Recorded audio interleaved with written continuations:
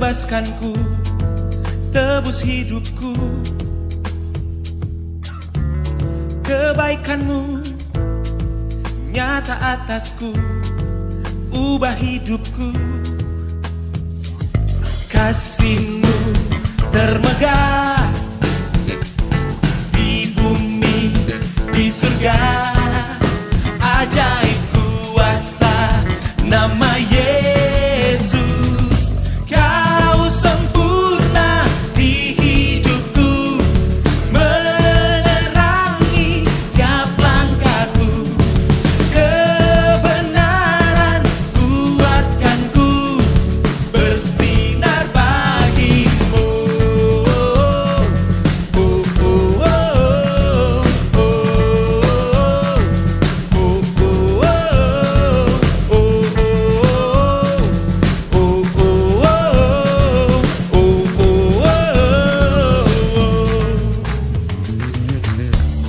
Kau kuatku dalam hidupku, takkan ku takut. Kau Allahku dalam terang-Mu, takkan ku ragu. Wow, kasih-Mu termegah di bumi, di surga. Ajaib kuasa nama Yesus. Kau sempurna di hidupku, menerangi setiap langkahku. Kebenaran kuatkanku, bersinar bagi. Kau sempurna di Shalom, selamat malam. Kita mengucap syukur kepada Tuhan Yesus karena berkat-Nya kita boleh hadir di tempat ini untuk kita beribadah. Dan perlu kita ketahui yang akan menjadi tuan tempat kita pada saat ini yaitu Saudari Vio dari Yogi Lempo dan Clara Rense. Dan yang akan menjadi pelayan firman adalah Bapak Penatua Denny Manungga. Untuk menjemput pelayan firman, diajak semua kita bangkit berdiri. Kita menyanyikan Mars Pemuda, kita angkat bersama.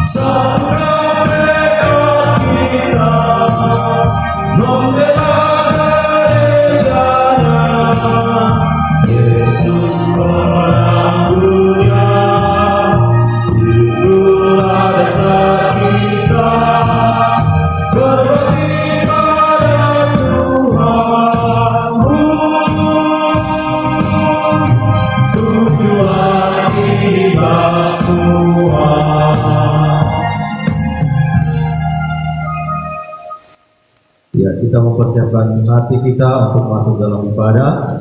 Ibadah kita saat ini akan dituntun dalam tata ibadah Pemuda BKST, inspirasi dari Amsal 2. kita memperhatikan layar monitor dalam berbalasan kita menyerukan hikmat kepada orang muda.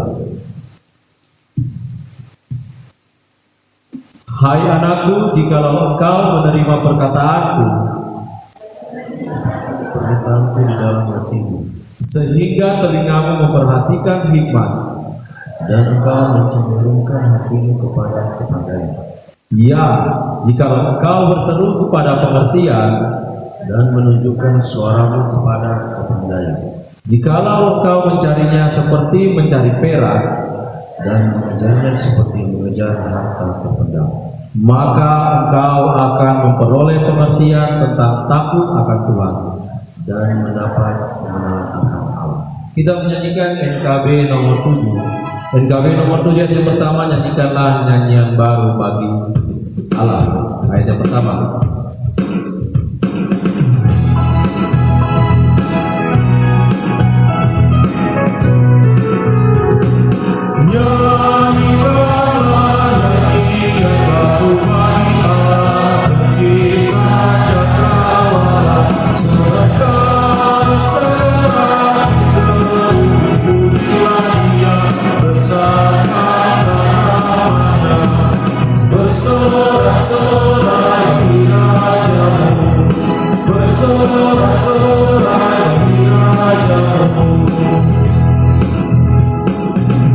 Orang muda menghadap Allah.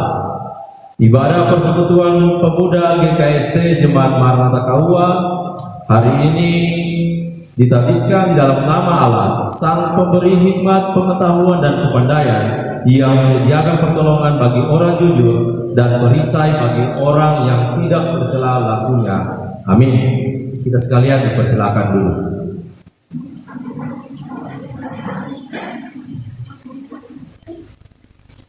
Ya, dalam perenungan akan keberadaan kita sebagai pemuda gereja, dalam setiap keterbatasan kita dan dalam setiap tingkah laku bahkan aktivitas kita masing-masing di setiap harinya, kita tidak pernah lepas dari kesalahan dan dosa, baik itu secara sengaja atau tidak sengaja kita lakukan terhadap diri kita sendiri, terhadap orang tua kita, terhadap saudara kita, dan terhadap orang lain yang ada di lingkungan sekitar kita beraktivitas. Untuk itu, sebagai orang muda, mari kita mengaku dosa-dosa kita kepada Tuhan. Kita berdoa.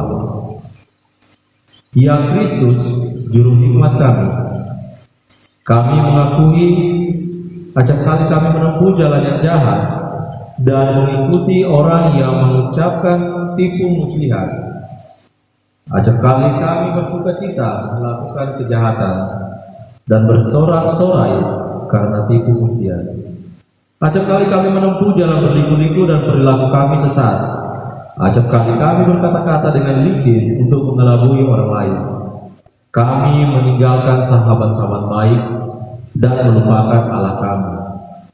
Ampunilah kami ya Kristus, supaya kami tidak tenggelam ke dalam maut, supaya kami dapat kembali padamu, supaya kami mencapai jalan kehidupan-Mu.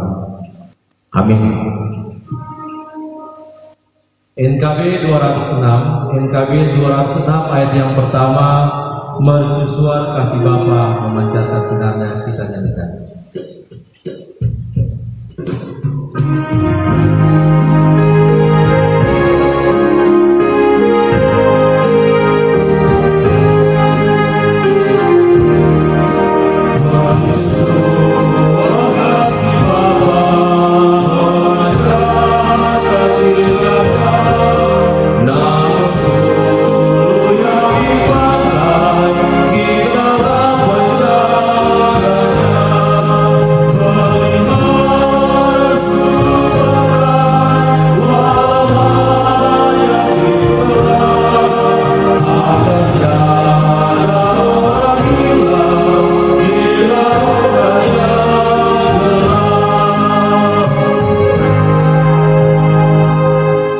Mari kita berdoa.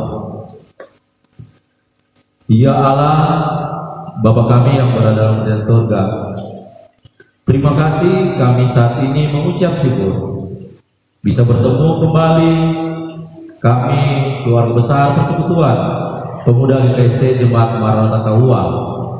Kami bertemu dalam kasih setiamu yang terus kami rasakan di dalam kehidupan kami. Kami bertemu di dalam syukur atas anugerah keselamatan yang kami nikmati sampai dengan saat ini. Terima kasih Tuhan, berkenanlah Engkau akan ibadah persekutuan kami saat ini. Berkenanlah Engkau akan setiap hati kami yang masuk memuji dan menyembah Engkau. Berkenanlah Engkau akan menguatkan kami, memampukan kami dalam kami menerima kebenaran firman Tuhan yang akan disampaikan dalam kesempatan ibadah saat ini. Biarlah semuanya itu akan menjadi suatu bagian sukacita di dalam kehidupan kami, khususnya kehidupan masa muda kami. Hamba-Mu Tuhan yang akan menyampaikan firman-Mu, berkatilah hamba-Mu agar mampu berkata-kata sesuai dan seturut kehendak-Mu.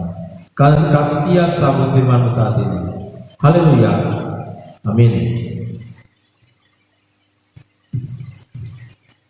Ya, rekan-rekan pemuda, kita membuka Alkitab kita masing-masing atau bacaan Alkitab, bahan Alkitab yang ada di media kita masing-masing. Kita buka Efesus 4. Efesus 4 bagian tentang kesatuan jemaat dan karunia yang berbeda-beda. Tetapi kita ambil poinnya dari ayat 11 sampai 16. Efesus 4 ayat 11 sampai 16 kita akan baca secara berbalasan. Saya akan bacakan ayat 11 dan ayat-ayat ganjil selanjutnya. Teman-teman akan membacakan ayat-ayat yang genap.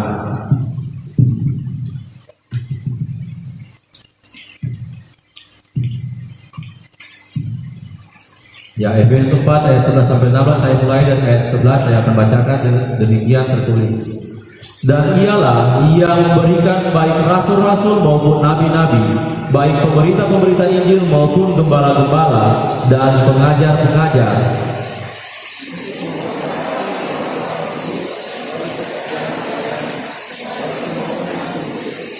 sampai kita semua telah mencapai kesatuan iman dan pengetahuan yang benar tentang anak Allah, kedewasaan penuh dan tingkat pertumbuhan yang sesuai dengan kepenuhan Kristus.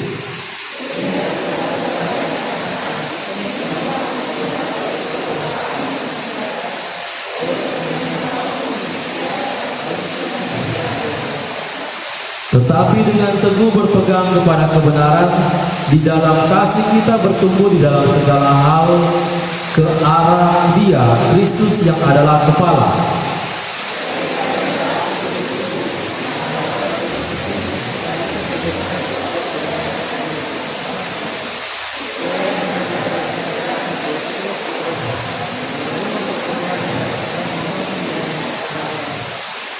Ya, demikian bacaan kita saat ini.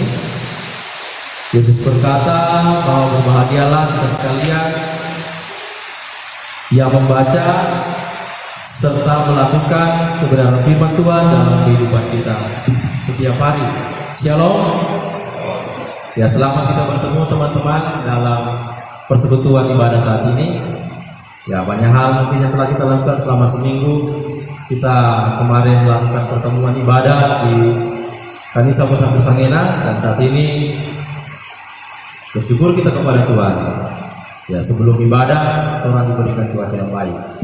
Saat mulai ibadah hujan turun. Suatu berkat bagi kita sekalian yang bahwa persekutuan kita saat ini bukan karena kebetulan dan juga bukan hanya suatu rutinitas yang kita lakukan, tetapi semuanya telah disiapkan, dirancang oleh Allah, oleh Tuhan, untuk kita dapat bertemu bersama-sama di dalam persekutuan ibadah yang memuji dan memuliakan nama Tuhan. Bulan ini seperti penyampaian-penyampaian sebelumnya, bahkan di jemaat, tema yang diangkat adalah oikumene. Oikumene diangkat dalam bulan ini karena memperingati tanggal 25 Mei 2022, jadi genap 72 tahun PGI berdiri. Persatuan Gereja-Gereja di Indonesia. Yang pertama awalnya Dewan Gereja Indonesia.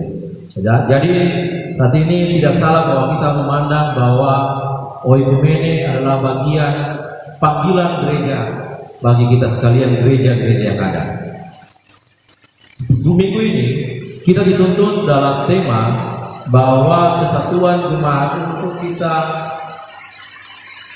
sebagai suatu lembaga dan sebagai suatu jemaat Allah. Minggu lalu kita telah diantar dalam pengenalan akan peran gereja dalam dunia yang telah disampaikan oleh Saudari Meli Salawati. Dan saat ini kita sekalian di minggu saat ini kita sebagai gereja satu keutuhan jemaat Allah dibawa dalam pengenalan akan bagaimana setelah kita mengetahui peran kita sebagai gereja dan kemudian memandang sesama gereja lain yang bersama-sama bertujuan untuk mengenalkan kasih Kristus bagi dunia dan dalam semangat oikumene bersama-sama menciptakan gereja Kristen yang seluruh anggotanya tertuju pada satu arah dan tujuan yang sama, yakni iman dan kepercayaan terhadap Tuhan. Awal saya ingin bertanya bagi kita sekalian, ya tidak perlu dijawab langsung juga. Apakah masih ada kita sekalian seperti saat ini menganggap bahwa gereja itu adalah suatu bangunan atau tempat kita mengadakan pertemuan ibadah? Apakah masih ada yang seperti itu? Kalau yang masih ada berpikir seperti itu berarti belum lulus kategorisasi berarti. Gereja adalah persekutuan orang-orang yang dipanggil, orang percaya yang dipanggil dari kegelapan menuju kepada terang. Kita adalah gereja itu. Bukan berarti gerakan oikumene kita hanya bersikap diam untuk mengajak jemaat-jemaat lain yang ada di lingkungan kita untuk denominasi gereja. Itu adalah gerakan oikumene. Tetapi kita semakin secara internal dalam keadaan ibadah, keadaan persekutuan, kesaksian dan pelayanan, itu adalah sebuah bentuk hubungan oikumene antara kita sesama gereja. Tetapi ada perbedaan dalamnya itu lembaga-lembaga yang ada.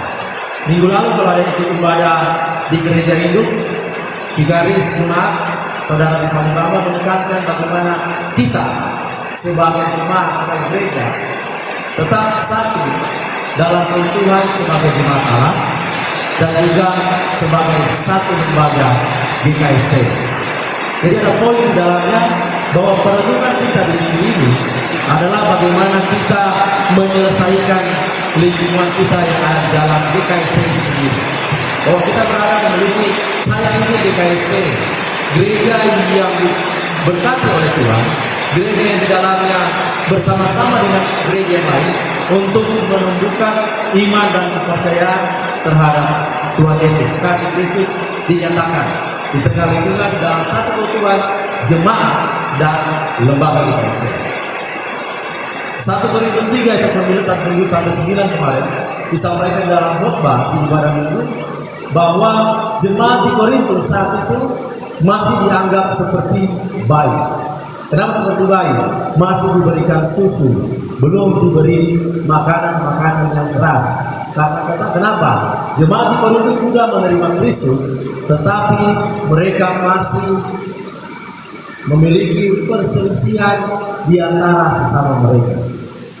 Itu yang disampaikan kemarin, poinnya di dalam ibadah minggu di gereja itu. Saya tidak tahu kalau di Serbaguna atau di Musafir Sangena. Di gereja ini tentang dijelaskan di situ, kita menjelaskan bahwa jemaat Korintus masih memiliki perselisihan di dalamnya. Maka Paulus memberi surat itu, diberikanlah susu, belum makan keras, karena mereka belum mencapai yang namanya manusia rohani. Mereka masih anak-anak dalam kategori kerohanian mereka. Bahkan di 1 Korintus 3 ayat 9 disampaikan pesan dari Paulus kepada jemaat di Korintus, baik yang menanam maupun yang menyiram adalah sama. Yang menanam dan menyiram adalah sama, dan masing-masing akan menerima upahnya sesuai dengan pekerjaannya sendiri. Karena kami adalah kawan sekerja Allah, kamu adalah ladang Allah, bangunan Allah. Inilah yang ditekankan supaya tidak terjadi perselisihan. Perselisihan terjadi di Korintus adalah anggapan bagaimana kebesaran orang-orang yang dituju sebagai pelayan dan orang-orang yang merasa dikecilkan sebagai jemaat. Di sini disampaikan oleh Paulus porsi sama yang diberkati oleh Tuhan. Mereka yang menyiram, mereka para pelayan yang menyiram, dan mereka yang menanam dan menyiram, mereka sama porsinya untuk menjadi rekan sekerja Allah bagi jemaat-jemaat di Korintus. Tapi perselisihan itu terjadi di lingkungan pelayan yang ada, sehingga orang yang merasa besar menganggap dia memiliki porsi besar dalam kategori berkat Allah. Itulah yang ditekankan. Perselisihan itu diselesaikan di dalam jemaat kalau ingin kita mendamaikan atau memberitakan kasih Kristus. Saat ini bacaan kita beda konteks lagi. Efesus, kalau kita membaca secara garis besar kisah tentang Timotius, bagaimana Efesus, kenapa Timotius diberikan jadilah teladan, janganlah menganggap kau rendah karena kau muda. Karena jemaat Efesus adalah jemaat yang tua-tua, jemaat yang sudah senior-senior dalam hal pengenalan akan kasih Kristus. Jadi makanya di situ ditekankan dalam Efesus 4 ayat 14, sehingga kita bukan lagi anak-anak yang diombang-ambingkan oleh rupa-rupa angin pengajaran, oleh permainan palsu manusia dalam kelicikan mereka yang menyesatkan. Jemaat Efesus selesai dalam perselisihan. Ini adalah bentuk jawaban doa dari Paulus kepada seluruh jemaat-jemaat yang ia beritakan kasih Kristus dan menjadi Kristen. Efesus dan Kolose, surat Kolose adalah jawaban dari setiap kebutuhan doa Paulus. Efesus tidak memiliki jemaat yang kuat, yang telah kuat di dalam pendirian akan kebenaran Kristus, tetapi sebagai orang dewasa tetap Paulus mengingatkan orang dewasa tidak mudah diombang-ambingkan oleh ajaran-ajaran lain. Ini perbedaan antara konteks bacaan kita saat ini dengan konteks bacaan pada saat ibadah minggu kemarin.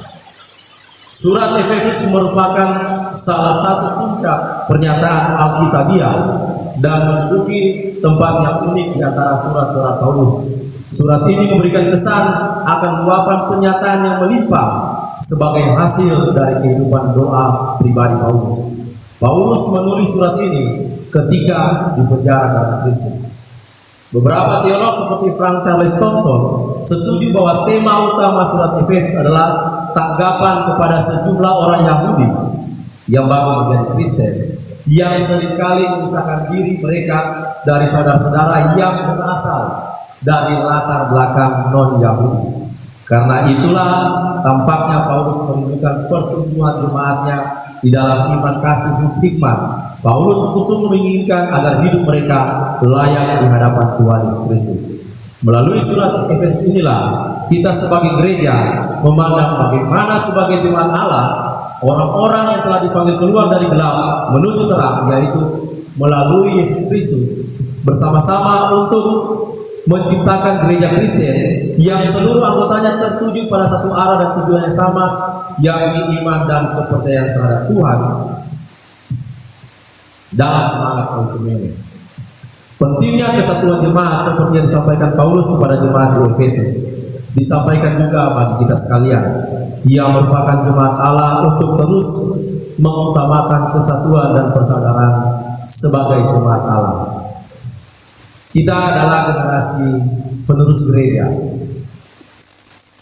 Orang-orang muda, remaja, bahkan anak-anak adalah generasi-generasi yang disiapkan untuk menjadi penerus-penerus gereja, untuk menjadi pembawa-pembawa semangat oikumene di masa yang akan datang. Di tengah-tengah kehidupan dunia, kita sebagai gereja yang merupakan jemaat Allah, yang karena kasih Allah yang besar yang dilimpahkan kepada kita telah menghidupkan, membangkitkan, memberikan tempat di surga bersama-sama Kristus dan dibangunkan menjadi tempat kediaman Allah di dalam roh. harus melakukan panggilan gereja bersama-sama dalam menunjukkan kesatuan sebagai satu manusia baru, satu tubuh, satu roh, satu pengharapan, satu Tuhan, satu iman, satu baptisan, satu Allah dan Bapa dari semua, yang atas semua dan oleh semua dan di dalam semua. Di tengah-tengah kesibukan gereja dalam menunaikan tugas dan panggilannya, ada baiknya gereja juga mempedulikan pentingnya peran oikumene dalam hidup berdampingan dengan gereja lainnya untuk menyatu di dalam wujud beroikumene. Dan semua itu kita awali dulu dalam kesatuan jemaat kita sebagai satu lembaga GKSC. Dalam penyambutan kita akan bergerak dalam semangat gerakan oikumene tersebut. Pertanyaan yang banyak kita pertemukan dewasa ini adalah tantangan pokok macam apakah yang dihadapi oleh gereja dan masyarakat di masa mendatang? Apakah yang harus dilakukan gereja-gereja? Kehadiran gereja di dunia ini diutus untuk menjadi gereja bagi orang lain. Hal itu didasari ketika Yesus mendirikan gereja menjadi bagian dari sebuah keluarga, menjadi saudara di dalam Kristus untuk melayani Yesus. Artinya gereja menjadi tempat bagi kita untuk bersekutu dan saling menolong satu sama lain. Dan oleh karena itulah melalui bacaan Alkitab saat ini, kesatuan kita sebagai jemaat adalah hal yang penting yang harus kita bangun untuk mewujudkan kita sebagai gereja akan dapat bersama-sama dalam gerakan oikumene, bersama-sama menciptakan gerakan yang seluruh anggotanya tertuju pada satu arah dan tujuan yang sama, yakni iman dan kepercayaan Tuhan. Oikumene bersama-sama menciptakan gereja Kristen yang seluruh anggotanya tertuju pada satu arah dan tujuan yang sama, yakni iman dan kepercayaan terhadap Tuhan. Surat Efes mengingatkan bahwa orang yang dewasa tidak akan mudah diombang-ambingkan oleh berbagai pengaruh atau ajaran yang palsu, bahkan tantangan-tantangan kehidupan dunia. Kita sebagai pemuda kiranya berusaha menjadi orang-orang yang dewasa itu. Terpujilah firman Tuhan. Amin.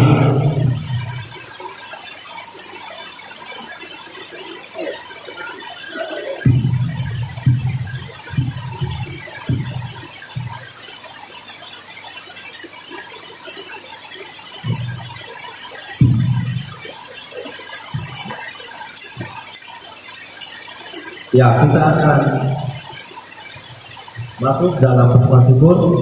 Orang muda memberi kepada Allah. Allah telah menjaga kita di jalan keadilan-Nya. Ia telah memelihara jalan orang-orang yang setia.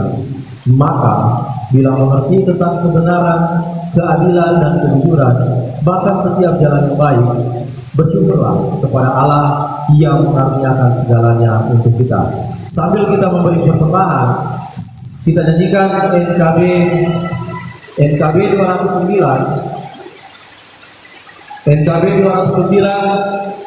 ayat yang pertama sampai kelima kita akan nyanyikan. Simaklah hai pemuda, dunia menantang engkau.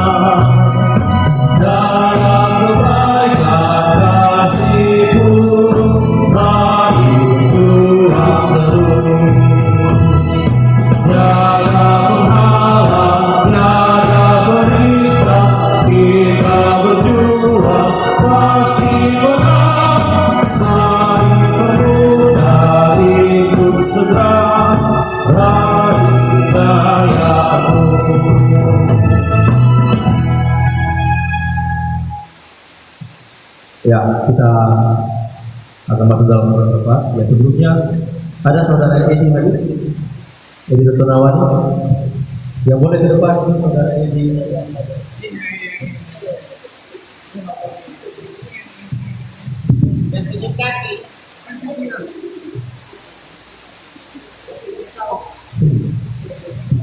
Ya karena masuk dalam ibadah hari ini Edi berulang tahun yang ke-30.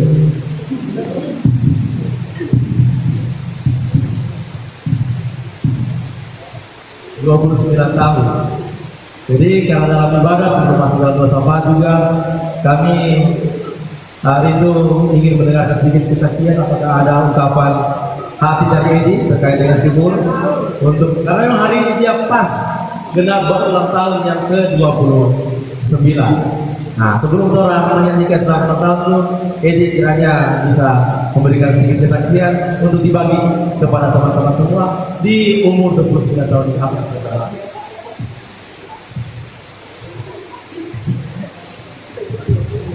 Ya teman-teman, di pertambahan ini kiranya semakin dewasa dan juga semakin selalu bersyukur. Untuk juga teman-teman semua terus semangat dan selalu bersyukur. Iya, kita berikan aplaus kepada saudara Edi. Ya, terus kiranya semangat dalam setiap pelayanan Edi dan dalam setiap persekutuan. Dan kami selalu mendoakan yang terbaik untuk Edi. Kami akan selalu pemuda jika isi khidmat Bapak Allah mengucapkan selamat ulang tahun. Dan setiap apa yang menjadi doa dan harapan Edi bersama dengan keluarga terus diberkati oleh Tuhan. Sebelum kita masuk dalam bersafar, kita nyanyikan dulu lagu Selamat Ulang Tahun untuk saudara Ferdinand Kodawani.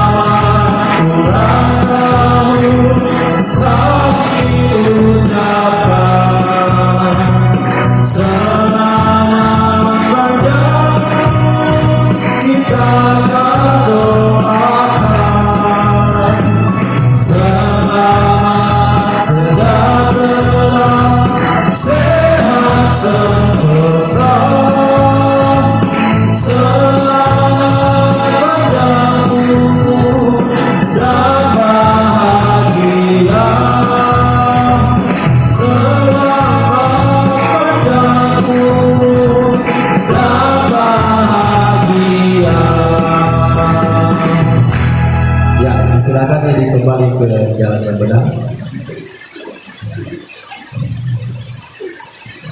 Ya Edi ini memang dari dia masih SMA mulai bermuda bersama-sama dengan kita. Jadi sudah tugas bersama dengan Edi. Dan dia lama-lama di belakang latihan di paling banyak di Jepang. Ya kita akan masuk dalam doa syafaat. Pokok-pokok doa kita untuk ibadah saat ini dalam persekutuan ibadah saat ini. Ya tuan rumah yang menjadi penerima ibadah saat ini Saudari Clara Rense bersama juga dengan saudara Yogi dan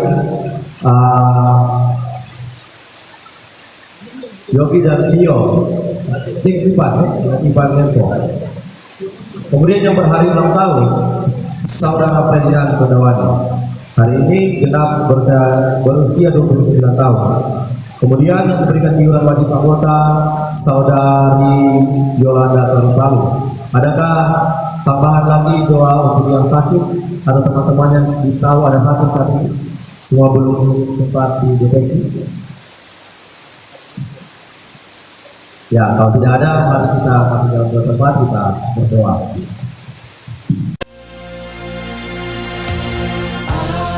Alam semesta melukiskan kebesaran Tuhan, bumi dan surga menyanyikan kemuliaan nama-Mu.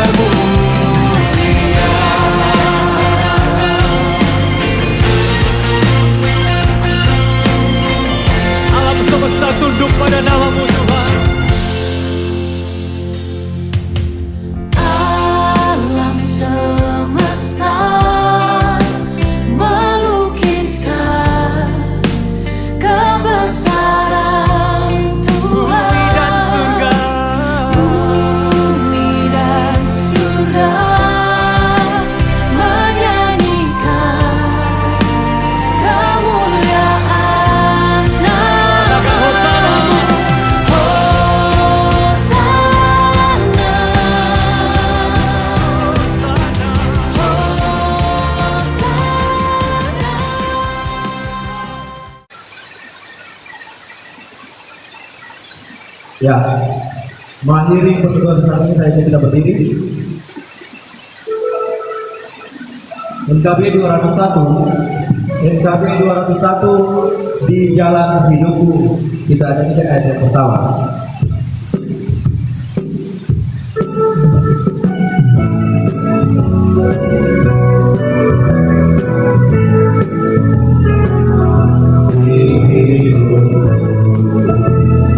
Ada sobat yang setia, yang senantiasa berjalan sertaku, masa depan itu ada terang cerah, itulah Yesus Juru Selamatku. Ku tak lepas jalan yang aku, lewat lembah dan gunung yang terjal, sebab Tuhan berjalan di sampingku, memimpinku ke negeri yang tenang. Orang muda menerima berkat Allah. Sebab itu, tempuhlah jalan orang baik dan peliharalah jalan-jalan orang benar. Karena orang jujurlah akan mendiami tanah, dan orang yang tak bercela akan tetap tinggal di situ. Terimalah berkatnya. Maka Allah yang dalam Kristus kita kenal akan tinggal dalam hatimu, menyenangkan jiwamu, memelihara engkau dan menjaga engkau dengan hikmat, pengetahuan, kebijaksanaan dan kepandaian yang tak dapat binasa. Amin.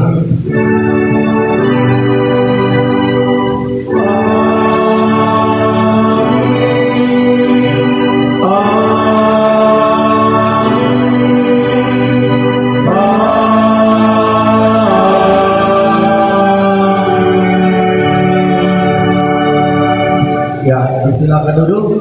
Dan dengan demikian ibadah kita telah selesai. Kami kembalikan kepada pemandu acara. Shalom.